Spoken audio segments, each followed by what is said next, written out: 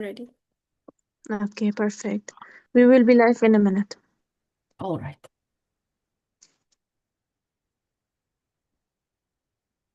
Dear Farheen, we are live. The floor is yours. Thank you, Ms. Tahmina. Good afternoon and good evening to my fellows who are joining us today. Welcome to this vital mentorship session of the Women Ascension 1 Million Leadership Program. Today, we are diving deep into the pillars of peace and justice. And I am Farheen Qureshi, head of WAPJ. In our journey as leaders, we recognize that conflict is often one of the greatest barriers to progress. It disrupts education, halts economic growth, and affects the most vulnerable in our societies. But conflict isn't just an abstract that we are talking about, but it starts in our neighborhood and our communities.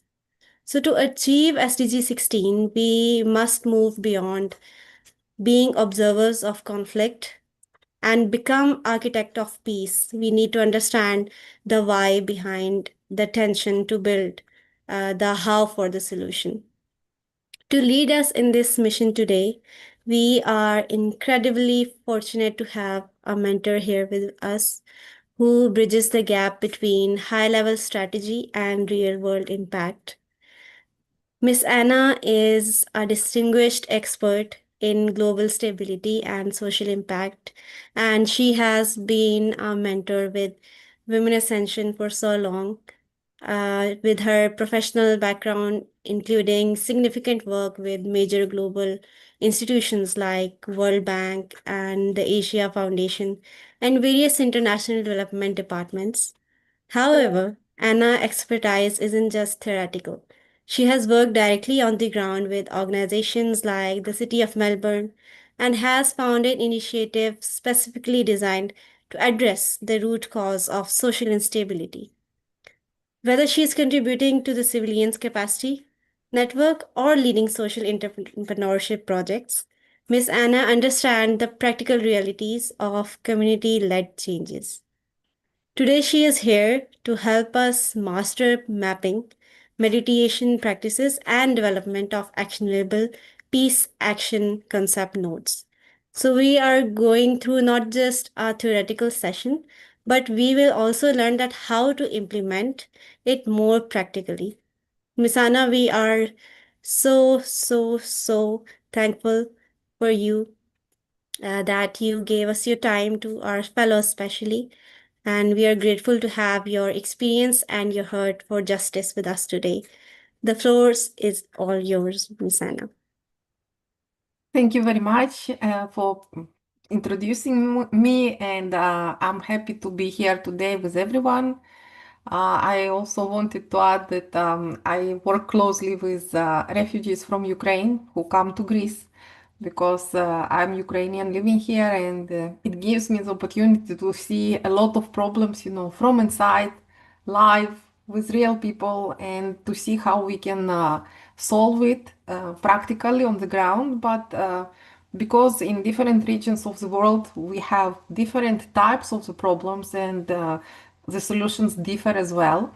So I thought that today's conversation should be like a little bit of theory and understanding of the problem, and some examples. So what we discussed before we started our session, that whatever you see today on the screen, it's information which you will receive afterwards as a copy, as a template for you. So pay your attention to what I will say, read what you will see on the screen, and there is no need to take the notes because you will receive it after the session, and you can use it, apply for any kind of problem solving you will be doing in future for your activities in your communities. I'm a little bit sick, so my voice can differ a little bit. So today we practically will talk about two things. First of all is conflict mapping, because this is a very important part of problem solving. in situations when we have problems and conflicts, because usually we see the result of the conflict. For example, people are fighting, there is discrimination, there are some problems, but in order to understand how we can solve it, we need to understand from where it came. Who are the sides who are involved in this conflict and who could practically influence the resolution, which will not only be a resolution of the problem or the conflict at the moment, but it could be also the resolution of this problem forever or for a very long period of time. And this is part in which we need to take, our attention to understand deeply where this conflict comes from and map it, and then based on this, see what are the solutions which we can have in these situations, who can influence the solutions, and what do we do. In some situations, it's not easy to understand what the conflict is, how it could be solved, and sometimes our typical solutions practically cannot be applied. So in this case, we need to be not traditional. We need to see the problem, from a different angle and see and say, we tried this, this, and this, and it didn't work. So what else we can do? What different could be done here? What are other steps which we didn't think about? So in order to get to this situation, we need to see how we map the conflict and what we do, in this process. So today, let's see how we work on this. So first part is the way how we go through this mapping. Then we will have an example based on this mapping form. And then we will also talk about node. So when we start something, mapping, whatever process we do, it's very important to document it. So we write down what we have the name of the project, the date when we start, the person who does, in which area it takes place, and what is the problem. So when we are talking about the problem, what is the problem? We need to describe this problem in a few words, in one sentence. It's the best. So we distill, the meaning of the situation in one sentence. And for example, we have here the situation when we have some products which are sold on the market, and we have the problem between older traders and younger ones, because they can sell in different places, in different with different prices, and there is a tension, and this is quite a often situation in different areas of the world. So in such situations, what we say, we have repeated arguments and occasional fights between young and older traders at market. So we understand that we have two parties who do not agree between them, and there are some actions which are not good. So next step, we need to understand, we have this name of the project. We say, okay, we understand. In order to map, to understand in detail what the problem here is, we need to see who is involved. So we need to list sides which are involved in the project, in this problem. For example, in our case, it's younger and older traders. Next, what we see is the next step, which we say, what does each group want, or what does each side want, or each person want, depending on what is the problem. Yeah, and we need to understand what are the needs of one category and what are the needs of the other one. What do they say? What do they do? And why do they do these actions or words? What they do?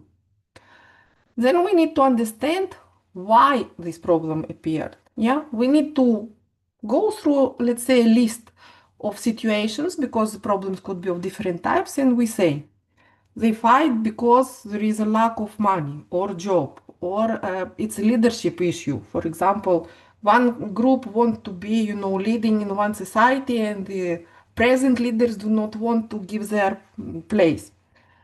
It could be land and resources shortage, could be political influence, gender discriminations, youth exclusion, rumors or misinformation. Very often, when there are refugees, they do not understand each other with locals, and it brings a lot of misunderstanding and misinformation. Weak rules or law enforcement. or any other situation. So we make a list of what is the problem, why this thing happens, what is the root of this problem.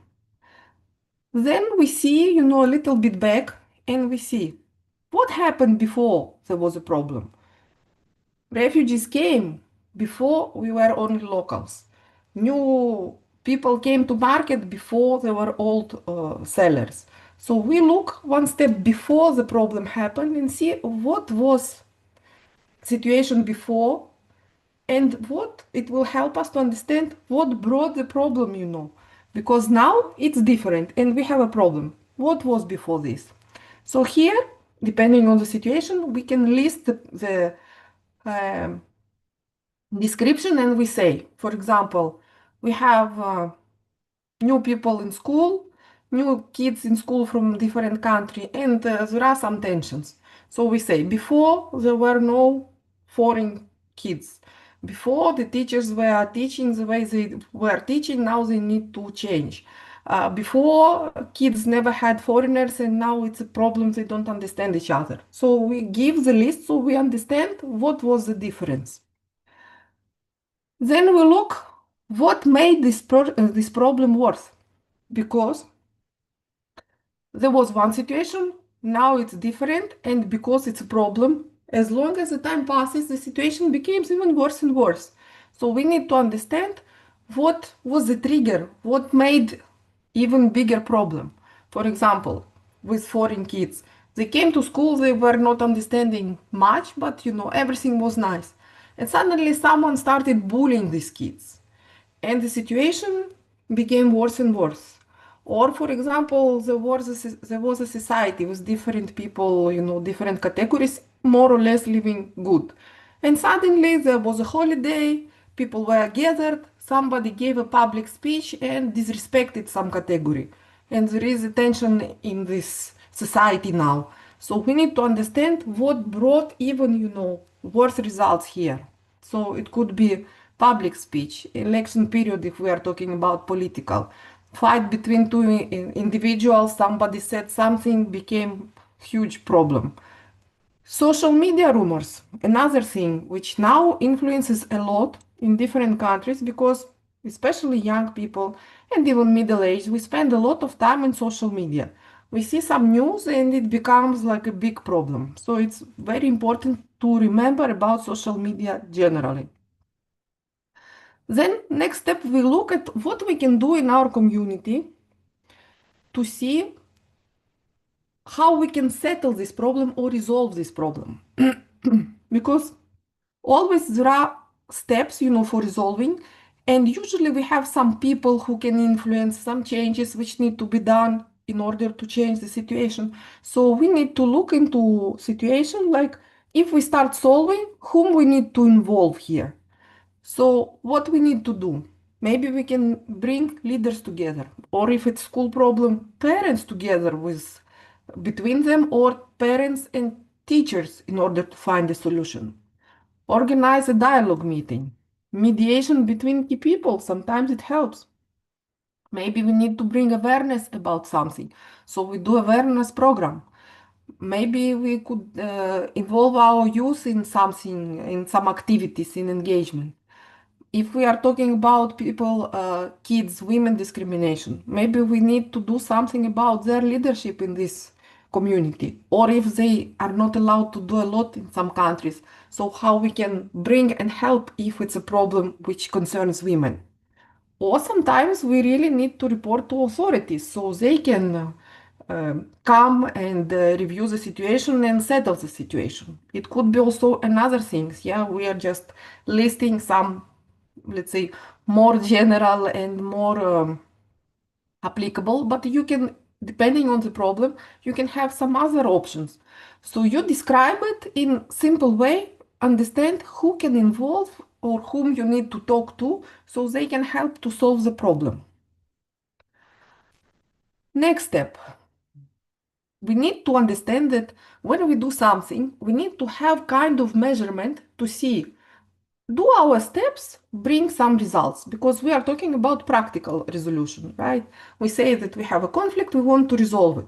So how we will understand that actions which we did bring a resolution or they helped, or how we will measure how much it helped. So we need to find the way to measure the improvement or solution which we had in our situation. So examples, how we will understand that what we've done before till now will be okay.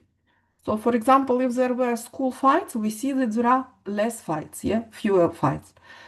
If there were problem to meet, people here and there, we see that now they can peacefully live side by side, meet, there are no problems. If there were some big disagreements, they have signed the agreements and it was settled, the problem which they had. If there was exclusion for some categories, they are included, especially when we talk about women and young people. Yeah, we can make some activities where they will be involved. So we see that there was a problem, they were not involved or excluded completely, and now they're involved. So yeah, we see the measurable result of our action. So here in step number 8, you can, depending on what happens, write the indications, how we understand that there is improvement. And then always when you do something and you complete the progress and the project, you always need to look back and see, are everyone who was involved and were nearby people who were involved are included in this final result? Is there someone whose voice is missing? And is there any risks which we didn't consider? Is there any situation when people who were not included can bring the problem back? For example, let's say in Greece, yeah, we have people here living from different countries and we have freedom. We are equal, men, women, children, everybody is free, everything is very nice.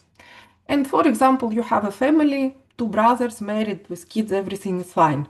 And suddenly they have some conflict about, the land, the home, whatever. And they discuss, they fight, they find a solution. You have a solution of the problem, and suddenly, wife of one of the brothers starts again and talking to her husband. And yes, you agreed, but it's not right, and we need to reconsider it, blah blah. And we have the conflict again. So here, every time when we complete the mapping, we need to understand, because we are talking now about project and mapping, how we will solve the problem. We look at this problem and we, at the end, always need to consider, if we do all the steps, we involve these people, we solve it, we understand that this will be okay. Is there anyone or anything that can bring this problem once again? And if there is, we need to understand how we include these people or organizations or leaders, whoever it could be, into the process. So when we have this process completed, the result will be long lasting. Because what we always want when we have a problem, we want to solve it, and we hope and expect that the result will be very long lasting or maybe solve this problem forever. We don't want to have it for a day or a week and after a month have again the same problem. So we always do this reflection and think, did we include everyone? Did we think about everything? Is it okay? So it will not start again. And what we can see here is an example which I will bring you here. Maybe it's not applicable for all for all of you, but generally we can see how we do it step by step through this mapping process. So, for example, we have farmers who grow some stuff, on the fields, and the herders, which have some cattle and they go, and have them on the land. And this is a usual situation for Western Africa. And what happens here, we have some regions where, during the summer and because of the climate situation, there is not enough greenery. They don't have, a lot of land for herders. So they sometimes go to the lands with greenery and it could be some farmers' territories, and cattle will eat farmers, greenery. So it's a big problem, and it can bring a lot of conflict in the uh, two parts, to farmers and to herders. It can bring, tension in society generally, and it could be, huge conflict. So if we want to solve such a problem, we say, okay, let's make a conflict mapping and see how we can, go through this conflict and how we can resolve it with long-term resolution. So we start our project with basic information. We say, what is the community name where we have this problem? We name it. We put the date, yeah, March 2026, and we see, who is doing this mapping. It's community, fellowship team of Peace and Justice of Women Ascension Company. Then in one sentence, we try to say, what is the problem? So we say that there is recurrent violent clashes between local crop farmers and nomadic cattle headers during the dry season. So we cover whole problem in one sentence. There are people who grow stuff, there are people who have animals, and they come and disturb the people who grow things while it's dry season because they don't have place where to go. Step 2, who is involved? And we have here a lot of different people, and we say crop farmers, okay, nomadic herders, okay. Who else is involved in this problem? Because it's not just, like 5 people here and 5 there. There are also people who are behind them. And if there is a big, fight, they will come and they will influence this problem. So who else involved here? We have youth groups from both sides. We have traditional leaders in each of part of them, yeah. We have local government council who could possibly involve in this situation because it's territory, it's property of these people, a lot of things. And also security forces, because if they start fighting and there will be a big problem, we will call police and they will come and see what's going on. So we do the list of people who could be possibly involved in the situation, we go to the next step. What does each group of these people want? Yeah? What is their problem? One group wants one thing and the other group wants a different one. So we set different groups here, yeah? So we try to list them and see each of them what they want. So we have farmers. What farmers want? That herders must stop entering their farms because they bring damage. Why do they want it? They want to protect their crops and their income because they get money from what they will grow. The other category what wants? They need grazing access because the animals need to eat something. And it's dry period, there is no grass, they go somewhere where they can eat. And what do they practically want? They want place where these animals can grow normally. They would have water, they would have something to eat, yeah? Because they need to grow and to survive the dry period. Other categories who are possibly involved in this conflict, it's youth from both sides. So what they want, category of farmers would say that we need to defend our people because there are problems, because of the animals. And what they want to, why they want it? Because they want to protect their areas and also their economical situation because it will influence them. The leaders, who are in both of these groups and societies, what do they normally want? They want to live peacefully. They want to settle this problem so they can find a solution and everybody will be happy. So the leaders want peace. And why do they want peace? Because they want stability in their communities and kind, peaceful living there. And of course, because they are leaders, let's say political credibility in our situation, okay, it's not political, but it's more influential, yeah?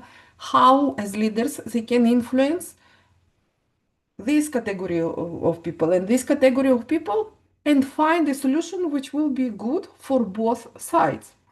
So it's important for them, to be on the top because they are leaders and to remain on the top. So step number 4, why is this problem happening? What brought second group to farmers? What was the situation? So we see what's the problem. Land and resources shortage because it's dry season, we don't have enough water, enough greenery. Another thing which nobody discussed before, but this is the reason problem, raises here. Lack of clear grazing routes. Because they say, if there will be, let's say, mapped fences, and they say, you can, with your cattle, come until this place, and further it's farmers and you cannot go, there would be no problem. But if there are no clear borders where you can go and where you cannot go, it's a big problem. So we need to have specific routes or specific borders where every category knows that this one could be bringing the animals up to this place, and the second one, the farmers know that if they go through this line, then it's a problem. If they are not going through this line, it's not a problem. Young people, they are all the day outside and they are fighting because they want to protect their people. But if they would be employed at school, busy with something else, maybe they would look at the situation in a different way. They will estimate it in a different way, and they will be busy and have no time for fighting and running around. So youth involvement and employment, it's a very important thing in our specific situation. And the next one, why this problem is happening? We have weak conflict resolution system. So what this means? We don't have clear borders. We don't have a way for resolution of conflicts. And because we are not clear on how we resolve, every side resolves in its way. So what do we do here? And how we can summarize, this problem, why it's happening. We say, due to reduced rainfall and population growth, grazing land has shrunk. There is no clear land demarcation system, so farmers don't know where their borders stop and cattlers don't know where to go. Then cattle destroy crops, farmers retaliate. Use escalate small disputes into violent confirmations. So here, instead of putting one by one the points, we discuss or put it in words and sentences the situation, practically. Why this conflict exists? Because this, and this. And we said that every project which we start and with mapping, we also write everything down because it's important to document and to keep it. And if we have such conflicts, it's very possible that similar situation had happened again, and we can go back and see, what happened before. And what happened before? There was crashes then, there was problem then, there was temporary meeting they discussed, but it didn't last. So we see that we tried to do something, or maybe we just noticed that there was a conflict, but there was not a solution. But we see that the conflict is going on, and it didn't solve till the moment. What could make the situation even worse? If political leaders will use ethical language during elections, if they discuss something in the topic and say, yes, we will fight them and we will do it and blah blah blah, ethical, unethical, anyway. I didn't write it properly and it's PDF, so I cannot change it. Then if the farmers attack animals or attacked herders, then it will be worse because they will kill either people or animals and it will bring even more conflict. Or we don't forget about social media in the areas where it's important and people follow it. If someone brings a false rumor and spread it through WhatsApp, Facebook, whatever messenger, and a lot of people read it, believe it, and it, grows conflict even further. Then we look, okay, we say, this is a problem, we know what they want, what happened before, now how do we solve it? What we can do as a community, or we as a group who wants to solve the problem in this community. And now we look for the options or people who can influence this situation and bring us closer to the solution. So what we can do? We can bring leaders together. This is applicable almost everywhere, almost for every problem. Or we can bring people who can influence this situation instead of leaders. Then, if it's two different categories, we can make mediation between representatives. Like we have, I don't know, the oldest of the village from farmer's side and the most influential from handler side. They come together, they discuss how they can solve it so it will not be, repeated in future. We can have established a community or committee who will discuss the situation from people who would be like third party and be mediators who will come, and discuss with this and this part to see how it will go. If we have a lot of young people who are not involved in any activity, we need to discuss with them, to make discussions about behavior, about rights, about options, about possibilities, uh, peace education generally, if people don't know about many solutions, they will apply solutions they understand and feel how, to act. If you discuss with them and propose them a lot of things and open their eyes, to many more things, maybe they will behave in a different way.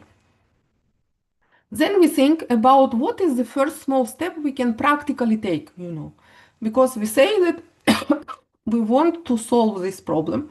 So in order to practically solve it, we need to see what is the first step we can do to move forward all the situation. So if we have two categories who cannot find, solution between them, we say, okay, let's organize a closed door meeting. Like typically, we take two leaders, we bring them in a closed situation, they talk just two of them between them.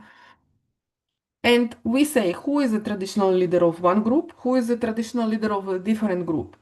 And then we bring them together to discuss the situation and agree on some specific step.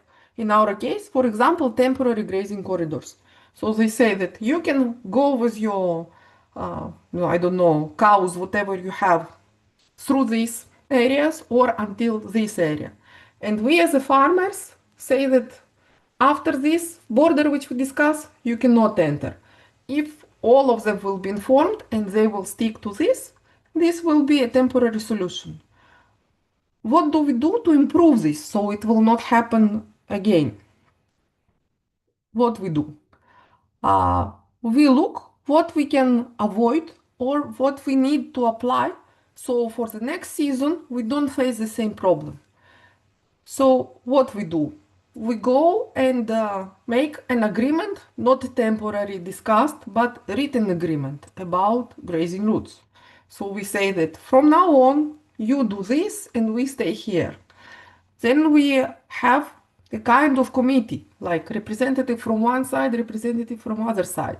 And we say, okay, we have this committee. In case we have a problem next year, somebody did not obey to the discussed and agreed, we as a committee will get together, exercise, what's going on, see what's going on, and decide how we will either punish or change things in order to stay, not violent and from now on do not have problems.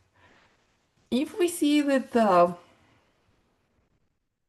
our target, not to have violent clashes during dry season, to have, to reduce these problems which we see now, we as a person or group of people who want to resolve this problem need to look, for the next steps in a way that we discuss and we agree.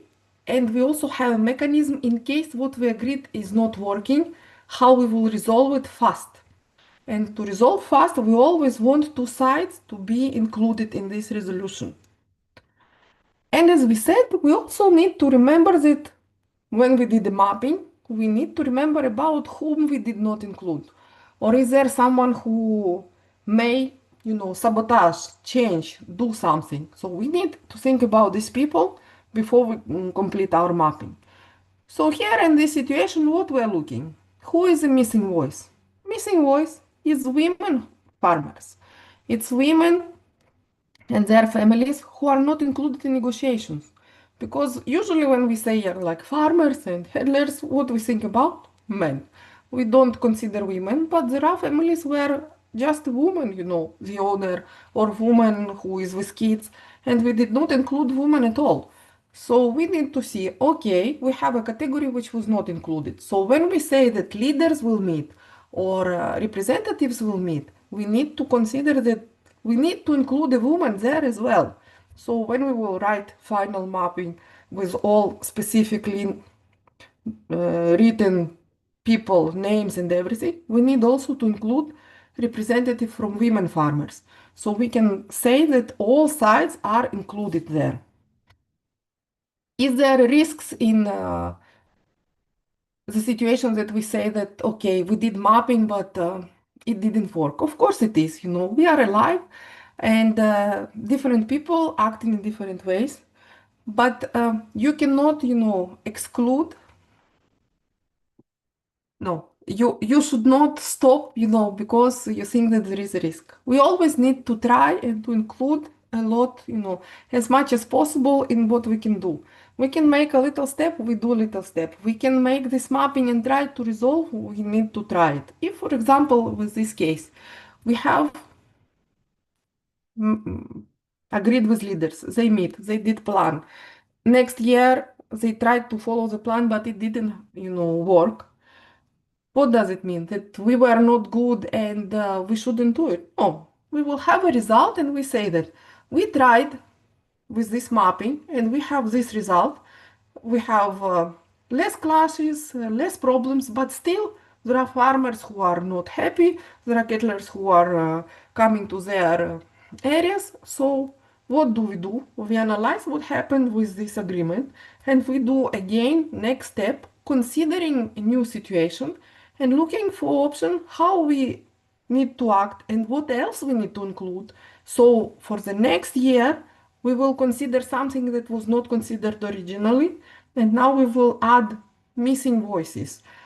We will do more work with younger people who could sabotage these agreements which were achieved last year. We will do more information. Maybe we will make some extra meetings so these societies understand each other better.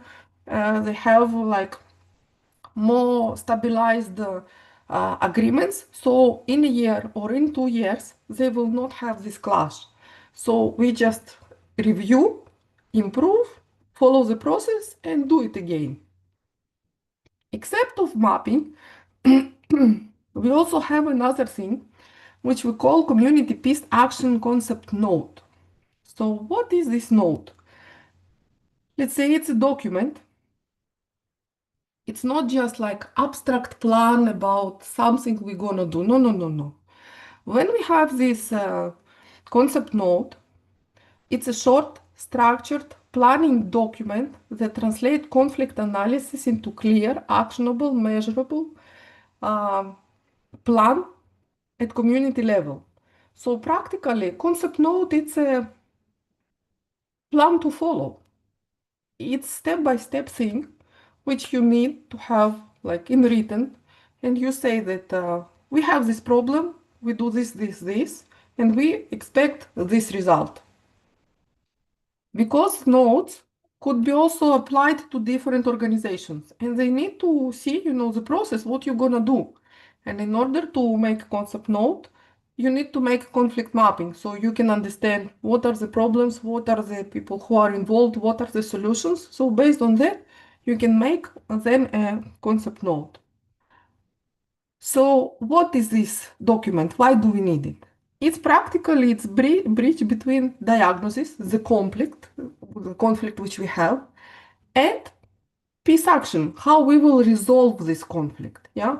So we have a problem and a solution.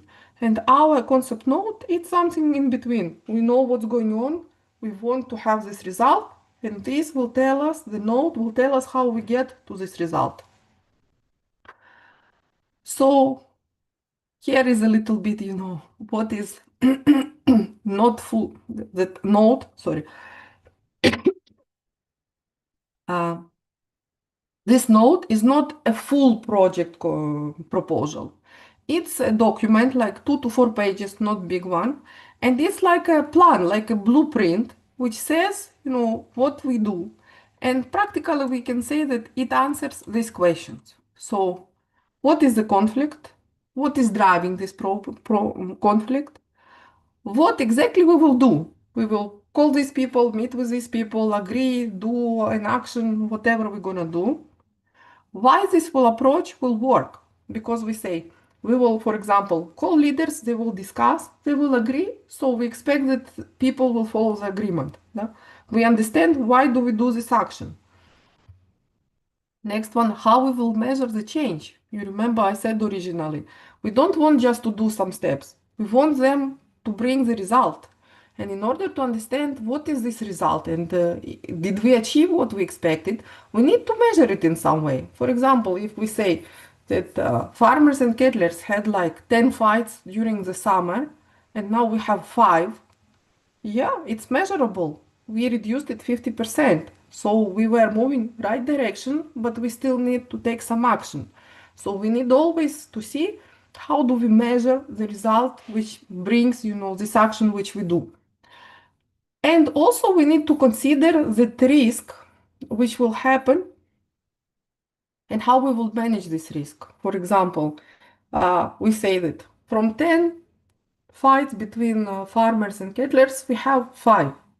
But we also have, again, the youth which is not engaged, women which are not included. So these people can make, things to sabotage the agreement, to demand some stuff for them, and it will bring fights. So we need to think that, okay, we have this risk, and we need to see what do we do with this risk, how we will manage it. We will represent women by somebody, by some men in this leader meetings because they don't want to see men. We will bring one man, one woman representative who will represent all women. We will do some activity for young people so they will not have time for fights and to sabotage the agreements. So we always need to include this risk. So for example, here, if we say how we do the concept note, um, what we do? When we start the concept note, except of the structure which need to be professional and answer these questions which we have listed here, because it's actually action plan, right? Mapping was we were analyzing the problem, giving some solution, understanding how we're gonna do it, whom we need to include. Here it's an action plan. So when we talk about action plan, we need to be very specific. So we start with the title. Title need to be specific, not just general like solving a conflict, promoting peace in community. Who will understand what exactly you're gonna do? But when we have these farmers and handlers conflict, we need to understand, that when we read the title, that we are talking about specific problem. So we say, what is the title? Establishing an inclusive farmer handler mediation committee in this rural cluster. So we know what exactly we're gonna do. We do a committee between this and this party, and later we see, why we need this community. Then we will need to make a problem statement, which will be always evidence-based, because we say that we have clashes, we have this problem, so we need to discuss it in a small part of text, which we will include in our note, describing, the evidence, what happened, what need to be done. So what should this based statement say? We need to define the conflict clearly, to identify the root cases of the situation. We need always to include who are the group of people who are included, who are affected by this situation, and include evidence. We say there were clashes, they are planning this, they were doing this, this, and this. The accidents, or when we say trends, what is going on and how do we see it's going further? Not like imagining what will happen, but what we practically see, like young people start organizing, I don't know, protests. Women started doing this and that. So we see that if we don't stop or don't solve the problem, this will grow into worse situation. And the example here is like this, answering these bullet points. Evidence-based, of course, yeah? We define the conflict and we say, recurring clashes between farmers and herders during the dry season are driven by what? Shrinking grazing land, lack of normal land um, demarcation, youth unemployment, because we know that we have a lot of young people from both sides who try to protect each of them. They are fighting. So we have here included youth and absence of structural mediation mechanism. We know that there is a problem, but nobody is solving it. We need to see, how we solve. We don't have a mechanism to do it. And we say that we had 2021, 23, and 25, 3 accidents, which were recorded in past 2 years. So we, evidence-based, say there are problems, we see them, from year to year something happens, we need to do something. And notice what we named here. We named structural drivers. We have this category and this, who didn't do. We never put blame language like these bad people did this to these stupid people and this blah blah blah. No, no, no, no, no blame. We just put the information, the facts which we say, like a machine, like you would put it in ChatGPT. It wouldn't say, this bad guy and that bad girl. They would say that a man and a woman did this, this, this, this. The same thing we do here in a notice. We just bring the fact, evidence-based, nothing else. And if we have some documents, as we said that we had 3 accidents and it was recorded, we can include these documents as evidence. Then we can put the objective in a smart, as we say, abbreviation way. So we need to put it in specific, measurable, achievable, relevant, and time-bound way. And we say, to reduce farmer-herder violence incidents by 50%, 40%, whatever percent or numbers, like 2 times, 3 times. Within what time measurable period? 12 months, 1 year, 6 months, depending on the situation, through established of a joint mediation and grazing coordination committee. So what we say, is it achievable? Yes. If we get leaders from one side and from another one, we will achieve some result. We have coordination. Oh, sorry. Do you see the presentation? Hello, Yes, yes, we can. ladies? Yes. You see the presentation? Yes. In my screen, it disappeared. All right. 1 second, let me see. What do I do here? Technical problems. Not good with technical problems, but we will try to solve it. 1 second, please. Yeah. It's computers. Oh my God. You say you see it, right? Someone? Yes, yes, ma'am, we You can can see. see it. Yes, All right. please, we are So, seeing. yeah. All right. Thank you so much. Now it returned back to my screen. So we said time measurable. We say within so long period, 3 days, 1 week, 10 months, whatever. Specific. We want to reduce this. We want to achieve this.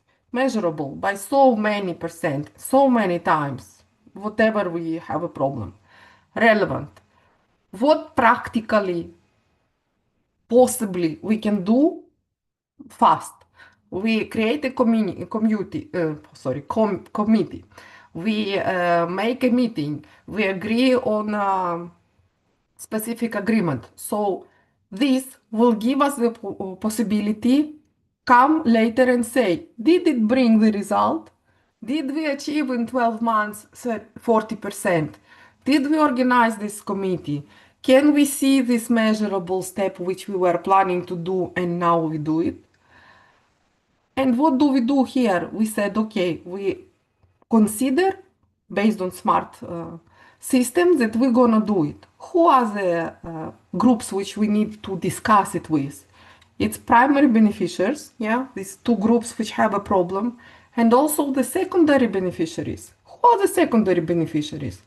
It's people who can influence these categories. It's women, it's wives, it's these young people, it's people who have influence generally in their communities. Yeah, there is always, like mayor in a city, but also some respected people who can share the word, and many people in this city will listen to them. So secondary beneficiaries is people, it's category of people who will also want these categories live in peace, find the solution, have no problem, have a better situation around their community. And in our situation, who are here? We have example like we have who are the target groups? 200 farmers, 150 herders. We have 40 kids, youth leaders, 10 traditional authorities. Who are 10 traditional authorities? Uh, Leaders, elders, who other people will listen in this community. Maybe police, if we have police in this place, or whoever, sheriff, whoever takes care of general situation in their areas. Who are the other people who consider to be authorities? It could be a priest, it could be a doctor. Who are the people who are respected by these people who live in this village or in this territory? And they definitely have influence, so these people need to be included in discussion so they can influence the rest. These are the secondary beneficiaries who could influence the situation. And of course, we said that what we thought who was excluded from discussion? Women. So we need to include here women who will represent both parts, wives, owners, teachers, whoever. But we need to include everyone, because if we exclude someone from the equation, this someone can bring our conflict back. So we always need to remember about them. And in this situation, in each situation where you will be doing the mapping and doing the node, consider all these categories. Then we see what are the proposed activities in our node. Yeah, we said we want this to solve this. We have the problems which were repeatedly happening. We want to do this action. Then what is the action which we want to do? So here, activities which we will say must logically respond to root cause which we have. We say, what is the root cause of our problem with farmers and cattlers? What is the problem? That animals come and go and eat the crops. So we need to solve this problem. And here what we say, if the root cause is exclusion from decision-making activity, must address governance reform. So what we say here? We have this problem because of what? Except of water and dryness, there are also no clear routes where they can go and where farmers need to stop. So here we need to have uh, like higher level decisions who will clearly decide what happened with land. And sometimes even maybe we will need to change the law or improve the law or make a new law which will say that during the dry periods you can do this and you need to do this. Sometimes the conflict is much lower and we don't need to go, to the law decisions, and we can decide it within our community. So what we do in such situation? What activities we can do? If we involve, for example, with the law, if we involve the higher leaders and they see that, we cannot just discuss, if we make an agreement, we need, to go further steps, then they will go, to governors and higher levels. If there is a problem which is smaller size, yeah, then you decide it between the leaders and see what could be the steps which we can take. In our situation, example activities. First of all, we said we need to bring people from both sides to discuss, to have a dialogue to find a solution. So, closed door, trust building dialogue sessions. We invite this side and this, we bring them together and they discuss the problem and look what are the solutions. Joint conflict mediation training. What's going on here? We have two sides which understand that there is a problem, but sometimes they don't see the solution. So we can come as a third part and say, look, in other area they had a similar problem and they did this, this, and this, and they solved it. We have some ideas and we would like to share with you. Please come and we will discuss. So this is a training which we can do. We bring ideas, we bring thoughts, and sometimes in a discussion you can come with a new third, fourth idea which will be accepted by both sides. Mapping an agreement on temporary grazing corridors. Here we know the problem, animals come and eat crops. So we need to give the corridor and say, you go here and nowhere else. We said youth who try to protect both sides, not engaged in anything. So what we do here? We educate them. Peace ambassador training, what means, practically this action?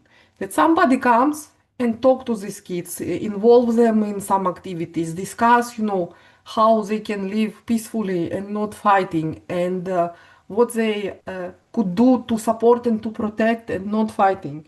So there are a lot of activities which could be done here to educate. And of course, women. Women usually deal with so many things, they don't have a lot of time to spend around. But still, if we say that women who had animals, or wives or daughters, whatever, of people who are living in farm, each of this side, as men, the same will be the women, will look at their point of view and their problem. So if we bring these categories together to some workshops discussing, that you see, we see this as a solution. This is a dialogue we discuss. This is the options. What else you could do between you? This could bring, different understanding to each side, and women will support men, and it could also bring peace and more peaceful resolution in such situation. So what we do here, as we said, our note is a small document with actionable steps, practical. When somebody reads, they say, we have this problem, they have this progress, they suggest these steps, and we understand what these people gonna do. We avoid these broad like awareness campaigns, promoting peace and justice between two communities, finding the solutions in a situation which may happen. We don't use it for the note. We need very specific things. So somebody who reads it understands what exactly happens and what we're gonna plan to do to resolve it. Expected results. Yeah, when we have these solutions which we suppose that we will apply and bring, we need to see what are the results, as we said, could be measured, and what we expect.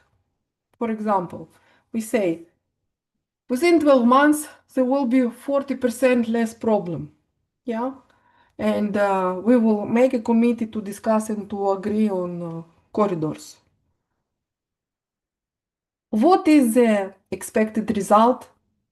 How we get to this minus 30%? It means that we need to meet so many times to do this and this and this activity, so we can expect that after we process it, there will be reduction. So if we say within 12 months we will have less problem, it means that we need to say that we have a community and committee which will see, how we resolve it. So this committee need to meet like 3 times. First, to discuss how we have this, corridor thing. Second time, to see what are the exact roads which these animals will go. Third time, they will sign like a temporary agreement. Fourth time, they will review the agreement and maybe if there are some tensions, improve it. Fifth time, they will have like a contract for 1 year. 6 times they will like review and overview what happened. How often these 6 meetings will happen? First 3 months they will meet every month. Next 3 meetings every 2 months so they can review. So now we practically see that we will get to minus 30% within 12 months by what? Meetings, by discussions, which are planned for then, and then. And if they cannot happen then, maybe we will move some dates, but we have practical action plan where we say that we expect this result by doing these actions. So the output is the actions which we're gonna make, during this process. And what is the outcome of these activities? What will happen as a result? We will have less attacks, less fights, less tension in our society. We will have less violence. We will have like a mediation committee who will observe the situation and report to, for example, committee who sign and agree on the corridors that you see. We look after youth, after women, after how they obey to the agreement, and we see this, and this, and we think that these actions need to be still be taken because we understand that what we did so far is not enough. So we have people who overview, we have result, less attacks, less problems. How do we get to this result? Through the meetings. In these meetings, will bring the original result, which we said minus 30% within 12 months. Then, as we said, in order to go through the plan and do the steps which you have in this note, you definitely need monitoring and evaluation because, for example, you say, I want to do this. Okay, but if you don't monitor what you do or you don't do it, you will never get to the final result. And here we are talking about problem and conflict solving. So it's not just we want to solve it, we definitely need to do something to act in order to solve it. So what do we have here? We need to monitor our steps, our progress, and we need to monitor it in different ways. First of all, we need to see our indicators of quantity. For example, we say within 12 months, we said we will reduce 40%. Now we monitor through the 12 months. How many violent accidents happened? Are they less? Are they minus 30% as we said? Then we say that we will make some mediation meetings, we will involve kids, youth, women, and we organize these meetings. Did these people come? And if they did, how many of them? Are these people who come were enough to get to our result? Or maybe we do the meeting in the wrong day, in the wrong time, in holiday where they will not attend. So we need to change it and to see how we will involve as many as possible. So this will bring result because we had a plan, but we need final result of this plan.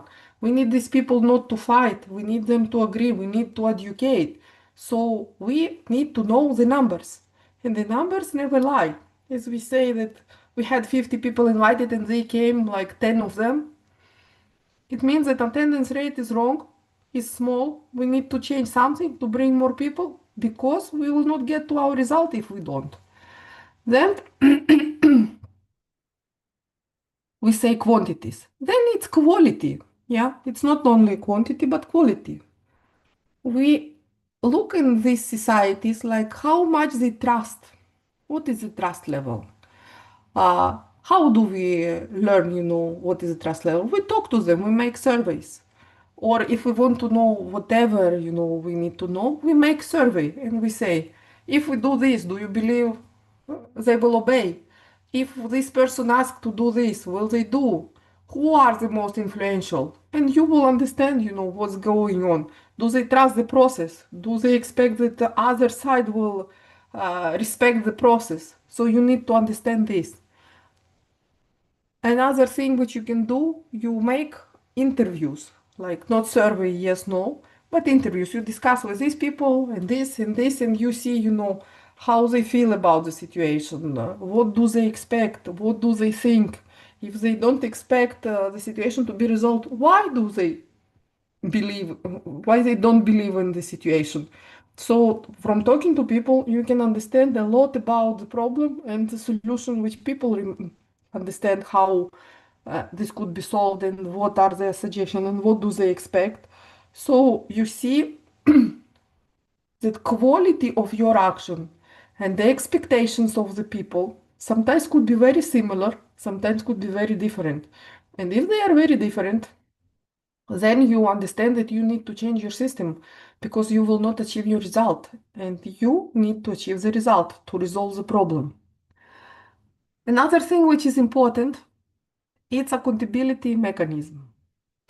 What it means, practically, first of all, it's review of what's going on, review at the meetings if they are monthly, review of the numbers and quality of what's going on. So as you go through the process, yeah, you said this is the plan, we're gonna meet, we're gonna discuss, we're gonna agree, and then you need to see, did it happen what you said you will meet?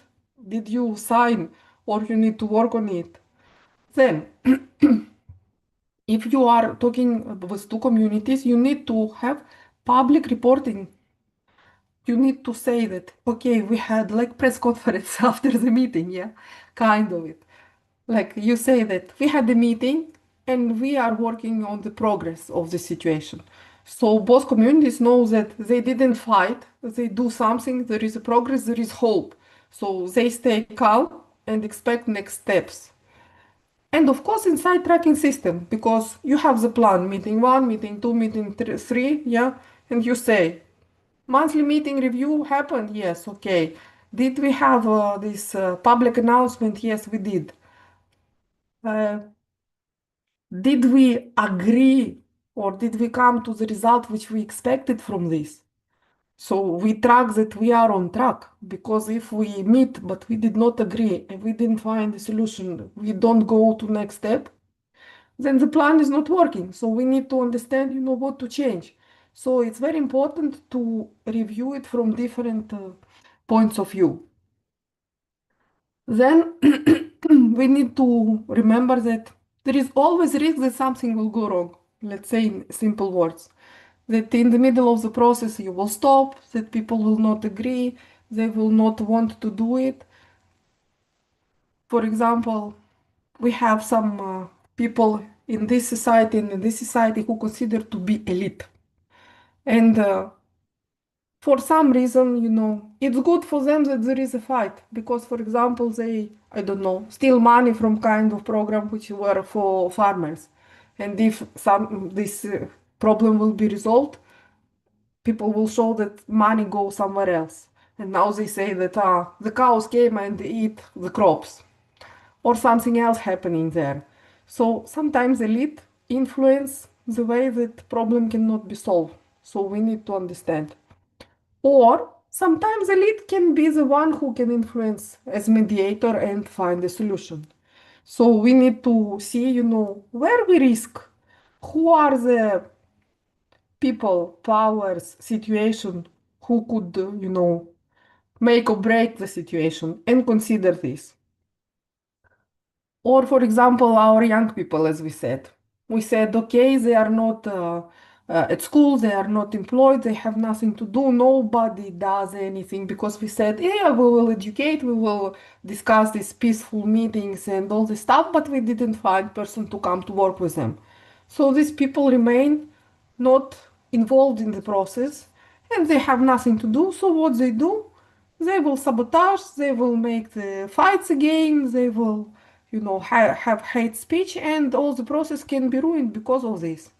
So when we work on the process, on the solving of the problem, we try to reduce the risks as much as possible. Of course, it's not always, like 100%, but we try.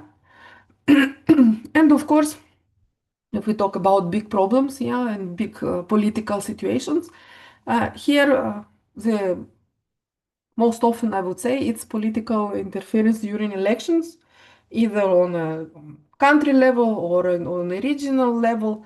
I don't know that if you will be involved in such kind of solving of such problems, because political problems, they are really big and need like big institution behind you in order to achieve something. But just to consider that sometimes politics can influence the problem so much that it's very difficult to to resolve it, let's say.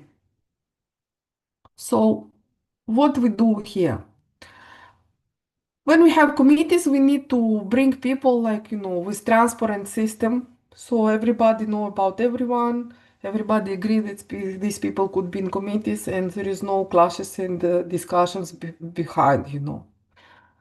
If we want to make committees where everyone included, we need to remember about women and young people if they need to be included there and need to have their voice in the discussion. Uh, we need to have, when it's possible, neutral facilitating structure, uh, because this helps a lot. No, nobody considers that they were privileged and the other side was not privileged. So try to keep it neutral every time when you come, to committee levels. So here, a little example. As we said at the beginning, very often conflict when we have some people, on the market who are the wholesalers or senior people who spend a lot of years there, and younger traders who come with their rules, decisions, beliefs, and so on. So we have a conflict, yeah, and market conflict between senior women traders and younger traders. Root cause. Exclusion from leadership. Who is excluded here from leadership? Young traders, because they came and they are not allowed, to decide, because older women are the ones who decide. Economic insecurity, both sides. Older traders want to have the prices they had. Younger traders want to sell the product, so they sometimes lower the price and it distracts the market for both sides. Generation mistrust. Elders always say, you young, you don't know what to do, and young always think that they are the best, you are old, we know what to do. So it's always, this mistrust between generations. What is the problem? Yeah, here. What is the trigger? What brings the problem here? We have upcoming market leadership election. For example, they have some at market, we have some people who decide, where you stay, what you sell, what are the prices, and they have some election. And younger people want to be elected, older women don't want to elect young children, young people. So what we have here with the concept note, yeah, we said concept note, it's a roadmap how we solve the problem. Objective. Create an inclusive market governance reform process before election period, because we know that it's a problem. We look what happened before. Before young people came to market, everything was fine. Now they came and we have a problem. We have a clash between young and old. And we want to make a roadmap, step-by-step thing, which will resolve this problem. So we understand that before the elections, because the elections will be the problem, we need to govern how this election will happen, how these people will be included in such way that older one will feel safe and younger one will feel safe and represented. So what we do here, we see that they are not agreeing between them. So what we need? We need to have a discussion between these two categories. Mediation session between leadership functions. We have one representative from young, or two or three, and the same amount of people from older. They meet, they discuss. Then, draft and revise leadership by law. What law says about this governing of this market? We see what is, lawful, and we see what do we need to do in order to respect both sides and to avoid the conflict. Before there were only older ladies, and now we have also youth, so we need to change somehow this situation. So what we say, we give quota for youngers, so they are represented during the elections. And what we say, establishing 30% youth representation quota. And then next problem, which we said, it was economic problem because both sides were insecure. So what we can offer to help both sides. We can make economic skill workshop. We can make educational lessons like, on market, on pricing, on percentages, on whatever will help the situation to keep it calm, smooth, and nice. What is the indicator? We said what we want to achieve. No violent incident during election cycle. So we said we will introduce 30% quota for young. We will review the law how they make this election so we can include this young. We discuss how they will have this economic situation resolved. So how we understand that we achieved the result. We keep these people calm and nice in this uh, workplace. We have no violent incidents. This is the indicator that we did the thing right. This is how analysis become structural intervention. We did analysis before. Yeah, we could make map, but we didn't make map for this example to see, both sides, what they want, what are the problems, who are included, what we need to do. And now we do it in a very small document and we say that we have older people, younger one, there is a problem, how we want to solve this problem. To discuss between them, to give the representation, to make some changes, to make some workshop, to bring them to equal level, let's say. What we want to achieve as a result? No problems, smooth elections, no accidents. If we see that it's okay, good. We don't have here the measurables, right? We can say that elections are in 3 months. So what is the plan? Within 3 months, we educate and find a solution with these people so we don't have violent accidents. What do? We monitor, we see. What do we do? In first months, we have a discussion between them and also review the law. In second month, before the election, we find a solution how to represent 30% quota. In third month, we have smooth elections. Review after 1 month. Did we meet? Did we agree? After second month, did we change this, law which need to be 30% representatives? Do we have these bulletins where these young people included? What else we need to do? Third month, before the elections. Are we okay? Are we smooth? Did we make the workshop? Did everyone attend? Are they happy? So we can expect that there will be no violence accident during the election circle. So, of course, we have different problems and different situations. This mapping, which we discussed today, and also the note, the concept note, which we do, which we discussed today, is talking about like big communities problems, right? A lot of people involved. Sometimes we have smaller problems which we need to solve, but the principle is always the same. You look into two sides who are involved, sometimes even more than two sides. Then you look who are these people, what do they want, why do they want each one their why, who can influence this situation, and how you believe this could be resolved. Then you put in a measurable plan and say we need to do these steps by then, and we will say that we achieved if we see this result. When we have this plan, then we can work practically on a daily basis and we know what we do.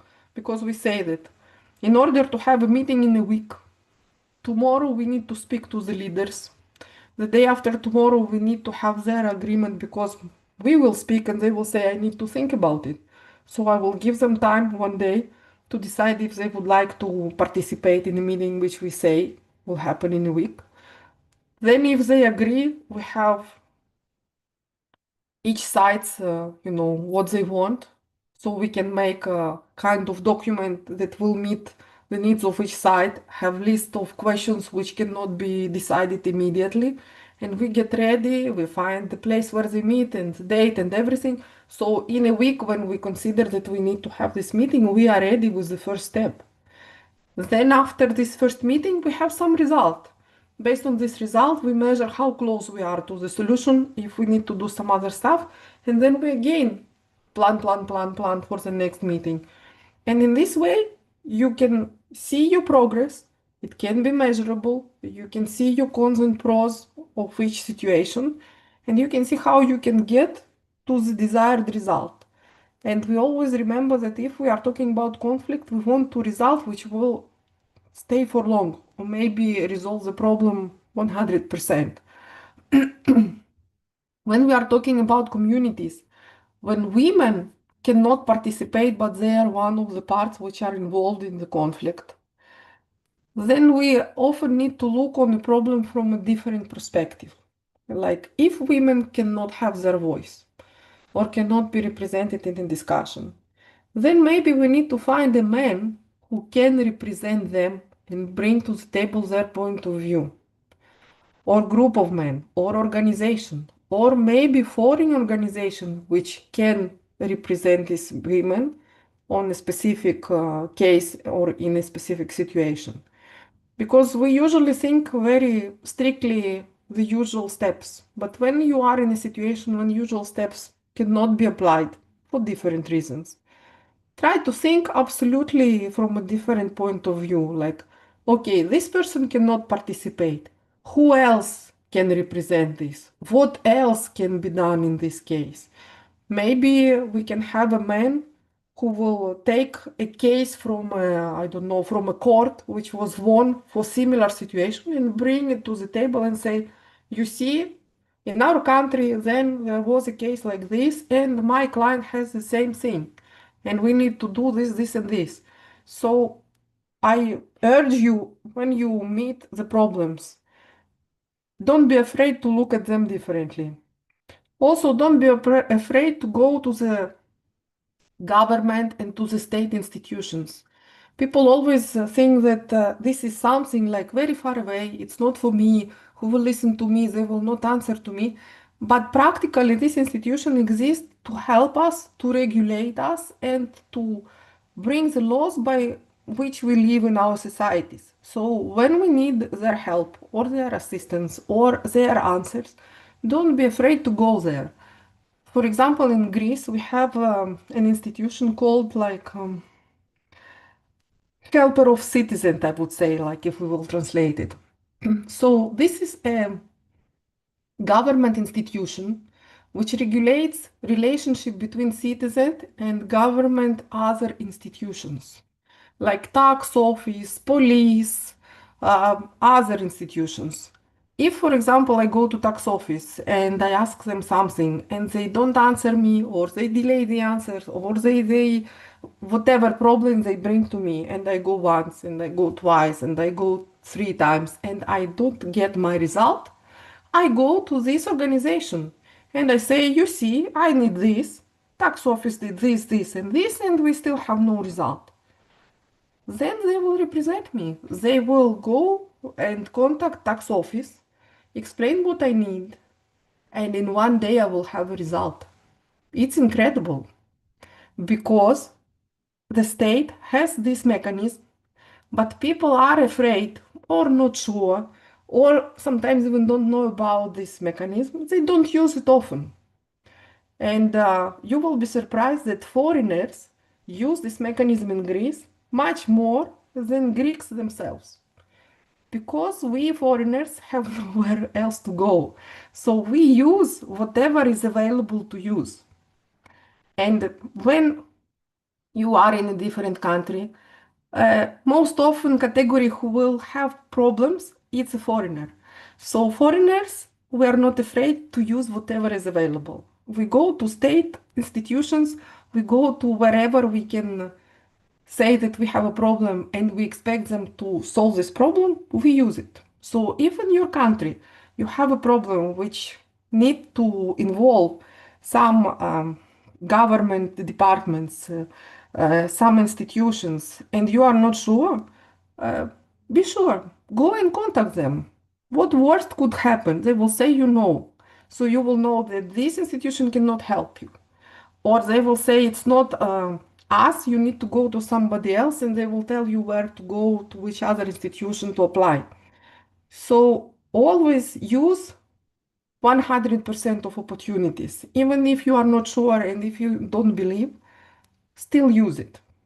Very possible that this will help you to resolve your problem, that organization will answer to you, that they will help you to make committee, they will bring you some information you need, they will assist you with printed information, they will bring you one computer, they will bring you leaflets to share in villages, at homes, for kids, for schools.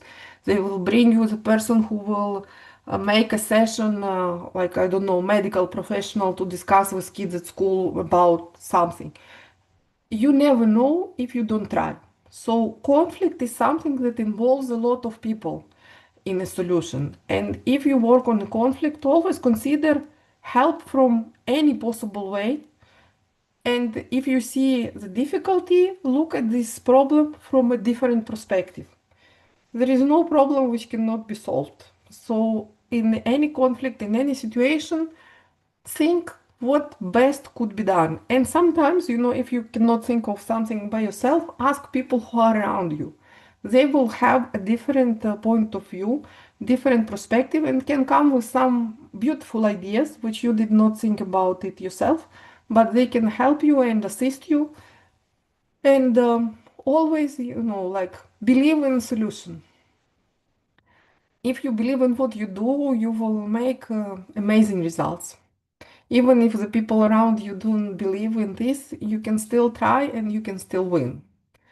So I hope that today's session was useful. And as I said, this information will be shared in the group after our discussion. If you have some questions, please, uh, I don't know, write them in the chat, give it uh, to my assistant, do something because Well, yeah, here I don't see the comments because as soon as it opens, it closes. I don't know what's going I'll with ask them. them to you. Miss Yeah, Anna, oh please. my God, this was the most detailed session that I have came across to.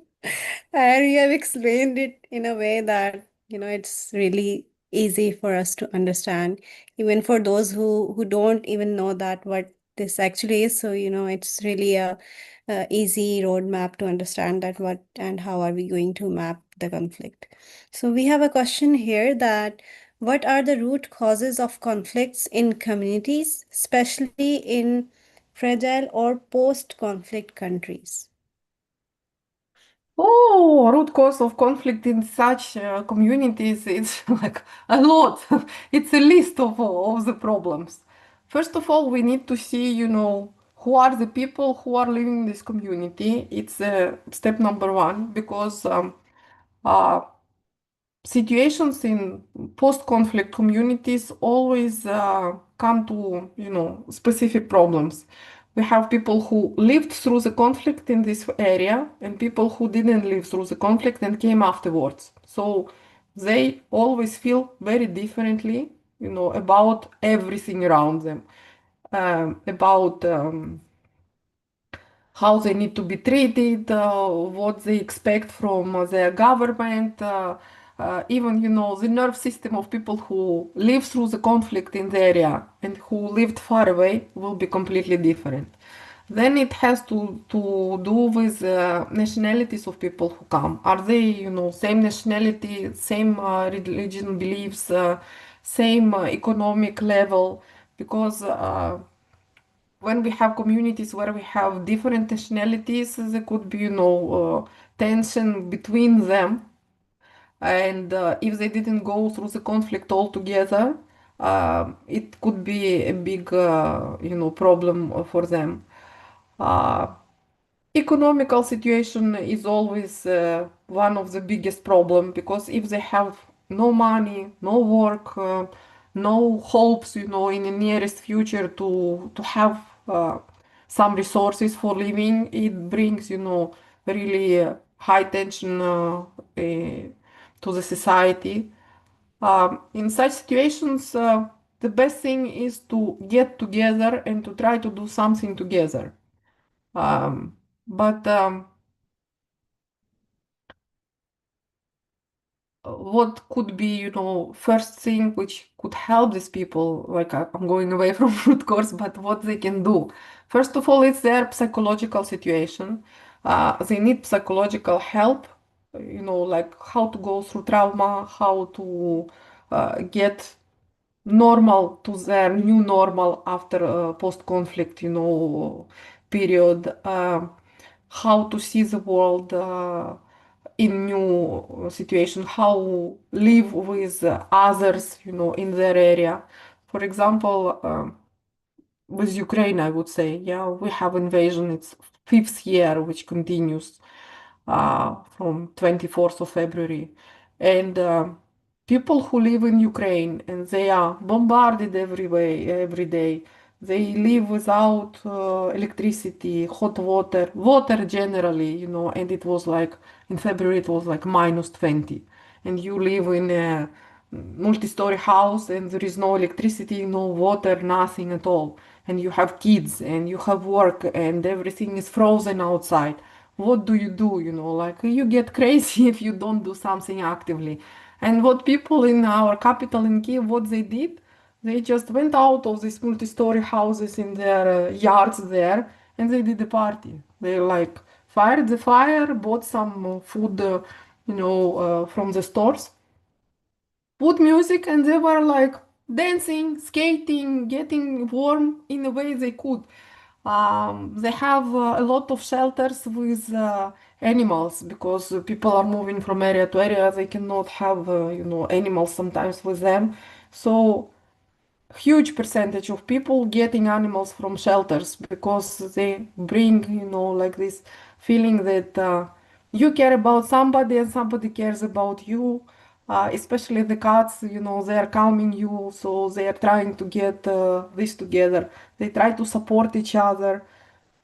Are these people okay? No, they are not. But this is the situation they live in. And if I come tomorrow to my home and I speak with my relatives, even we are the same religion, same like same blood, yeah, same nationality, I live this uh, in Greece, and my experience is completely different. I see the news, I talk to them every day, but they are every day with sirens. They are every day with strikes everywhere, and they are not sure if they will wake up tomorrow morning.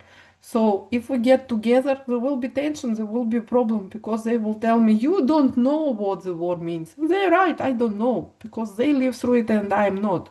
And if I will discuss something or talk about something with them, sometimes they can get angry, upset, you know, like don't talk at all, you don't know. And you need to respect it. So the post conflict communities need a lot of understanding, a lot of respect, a lot of help, especially psychological help, you know, for them to calm down, to accept and to be proud of what they came through and that they survived and they changed and maybe they become more, you know, loving and more understanding and cherishing every day because, you know, they don't know if they will wake up tomorrow, if they will be alive tomorrow. So, people who go through this, they get together. They very close. They will remember this experience, of course, for all their life, but they become very supporting. And if you bring these people, you know, something to do, like you say, we open, I don't know, like a bakery. They will come to work there. We do some, I don't know, little handmade production. I don't know. We are drawing on the rocks. We do some stuff and we help you to sell it then through internet. And even one person would have internet and they will make like a little store online. They will all get together and help and support and do. So this post conflict communities, they are very specific category. And if they remain as they are very like connected to each other, even if they are you know, not relatives. If foreigners come, like foreigners, not foreigners, like people from other places with other experiences, there could be tension. Uh, so we need to educate them both sides how to live together, to make some seminars, films, discussions at school, and so on. After some time, if they have some economical surface, like they have work, they have schools for kids, everybody is involved in doing something, and they have food to eat, they will go through it. Because if you look through history, yeah, there are a lot of wars. Some of them were absolutely catastrophic for millions of people. And after several years, they got to, to their new normal. They rebuild the buildings, they rebuild the factories, they started working, and they get some kind of, no new normal life. So this is what happening in all these situations. People have bad experience through the wars, and it remains, in their minds and in their souls for whole life. And you cannot do a lot except of educating these people and trying, to bring their life to a better, a higher level, step by step, if it's possible. There are now a lot of areas, like in Africa and some other areas, where they have conflicts for many years, and people, huge amount of population, like living from one area going to another one, no food, no work, living in camps. How do you resolve their problem? If the situation politically will not, stop the war, you cannot resolve this problem easily. It's like a state level problem.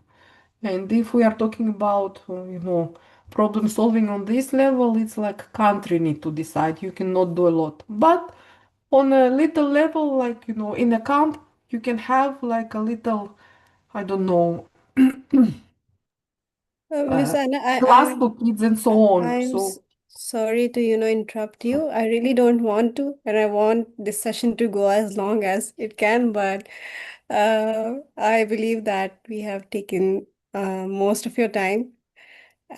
So, we have to cut it short. We also have questions in the comment section yeah, that will be sent to you in the private chat. So, yeah, if you could, we can cut it short. uh, so let me see here. I don't know. I see only one from Tahmina. I see it. No, I don't see it. Oh my God. Can you read it for me, please? Because we never finish here with this thing. Yeah, okay. If you want, you can answer one more question and then we can, Yeah, and the rest we will end the write in the session. group. Yeah, yeah. Yeah, okay. Yeah. So there is one question that in your paper you mentioned that the generic activities like awareness campaign should be avoided. So can you Yeah, shed like the more name. light on why? Because when we are talking about problems, sorry, of about mapping or about node, we are talking about specific thing, about specific problem, specific conflict. So it's like action plan on what? On something vague. It's action plan on resolving the problem between this and this people. So, for example, you come to school and you have a lesson of mathematics. And instead of saying that lesson of mathematics, they will say, learning about numbers and integrals and schemes. What do you understand from this? You don't understand what you're gonna learn. If they say lesson of mathematics, you know that you go for mathematics. Or lesson of geometry, you know that it's lesson of geometry.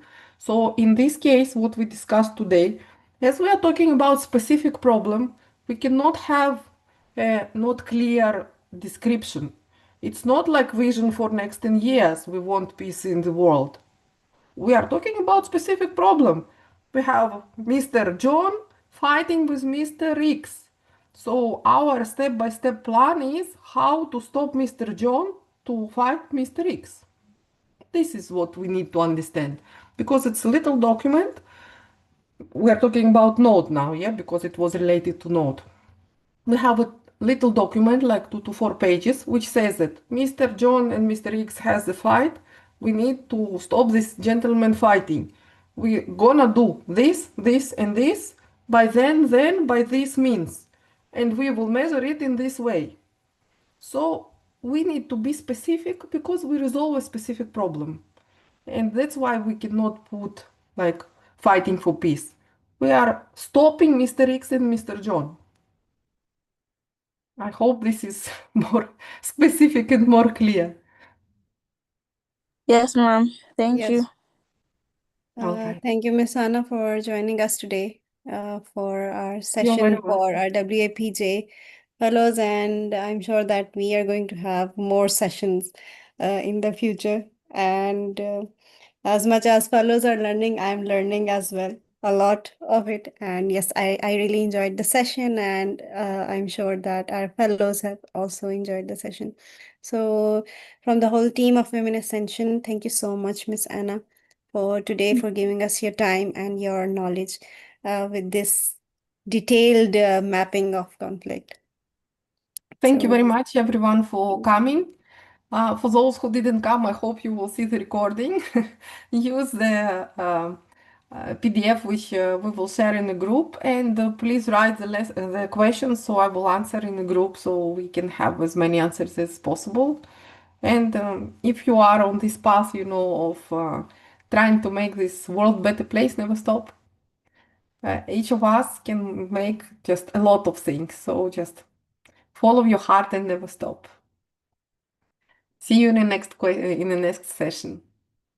thank you, ma'am. Thank you so much. Take care. Have a nice day. Thank you. The same to you. Bye bye.